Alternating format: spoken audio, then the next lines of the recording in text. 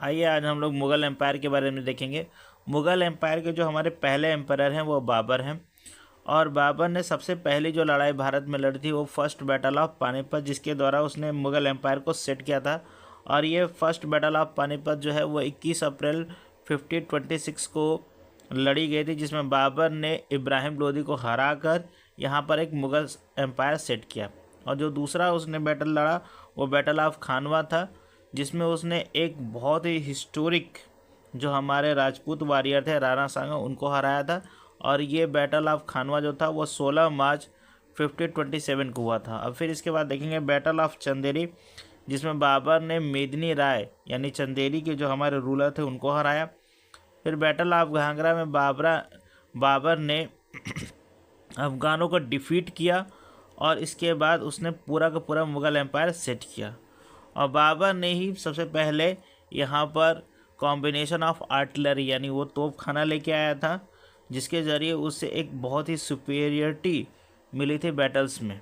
और फिर इसके बाद उसने एक अपनी ऑटोबायोग्राफी लिखी थी, तुझके ए बाबरी। इसके बाद हम देखेंगे जो हमारा सेकंड जो हमारा रूलर है या सेकंड एम्परर है वो हुमायूं है। हुमायूं जो था वो हमारा एल्डेस्ट सन था, और हुमायूं को 2 बैटल्स में काफ़ी हारना पड़ा था। देखिए जैसे कि आप 1530 से लेके 1540 तक यानी ये जो फर्स्ट टेन्योर जो है उसमें इसे 2 बार हार का सामना करना पड़ा। बैटल ऑफ चौसा 1539 में, जिसमें शेर शाह ने उसे हराया था, और दूसरा था बैटल ऑफ कन्नौज, जिसमें शेर शाह ने उसे दूसरी बार हराया। और इसके बाद फिर वो वापसी करता है 1555 से लेके 1556 तक, और उसकी जो मृत्यु हो गई थी वो अपने लाइब्रेरी की सीढ़ियों से गिरकर हो गई थी। आइए हम थर्ड रूलर की बात करेंगे। थर्ड रूलर जो है वो मुग़ल एम्पायर में वो अकबर को माना जाता है, और अकबर का जो सिंहासन यानी क्राउनेशन हुआ था वो हमारा सेकेंड बैटल ऑफ पानीपत के बाद रियलिस्टिक तौर पे माना जाता है। और सेकेंड बैटल ऑफ पानीपत हुआ था 1556 में, और उस समय ये बैरम खान के संरक्षण में था, और वहाँ से उसने बहुत सारे एडमिनिस्ट्रेटिव रिफॉर्म्स भी किए थे, रिलीजियस पॉलिसी भी लेके आया था।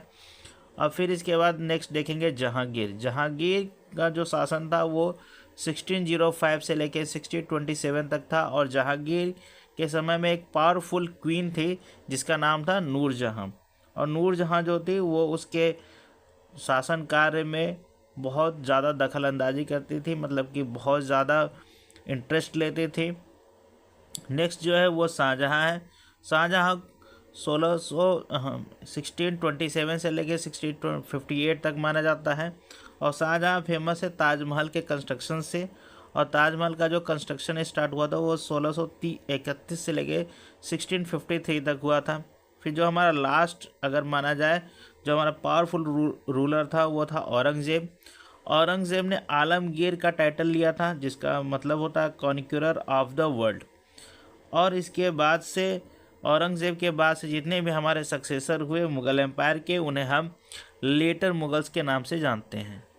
अब देखते हैं कि हमारा जो एडमिनिस्ट्रेशन पॉलिसीज़ था या फिर जो भी हमारा मिलिट्री या रेवेन्यू एडमिनिस्ट्रेशन था उसमें मुग़ल एम्पायर में क्या होता था कि सूबेदार यानी वो सूबे में बटा होता था। सूबेदार एज अ गवर्नर की तरह काम करते थे, और एक मनसबदारी एक सिस्टम था जो कि बहुत ज़्यादा पॉपुलर हुआ था मुग़ल एम्पायर में।